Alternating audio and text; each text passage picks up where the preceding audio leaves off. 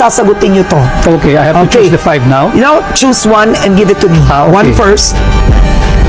Okay, alright. Ano ang masasabi mo sa paggamit ng confidential funds ni Vice President Sara Duterte? Hindi lamang dapat yung kay Vice President Sara Duterte imbestigahan. Lahat ng gumagamit ng confidential funds, kung may iimbestigahan lahat. Pero hindi pwedeng isa ang lang. tanong is about Sara Duterte. Yung paggastos niya ng confidential funds, sinabi niya hindi siya magpapaliwanag sa Kongreso. Tama ba yun? Tama, sapagkat binibigyan siya ng COA until January or February of this year to comply with documentation. Yung notice of disallowance, Karen, ito yung malaking kasinungalingan. Ang notice of disallowance ay hindi kasong kriminal. Hindi yun finding of guilt. Yun ay para remedyohan mo yung mga kulang na dokumentong pinapasumiti sa'yo.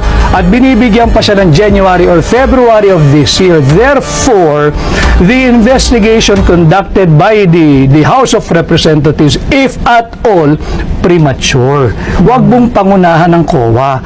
Constitutional duty ng COA yan. Article 9, Paragraph D, Section 3. So, attorney, naniniwala kang walang maling paggamit si Vice President Sara Duterte sa confidential funds? Hindi pa dapat husgahan dahil mayroon pa siyang period to comply.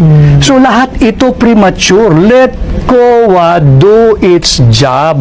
Huwag pakialaman ng Kongreso yung trabaho ng COA because it is not the core function of Congress to do the function of COA. Okay, next.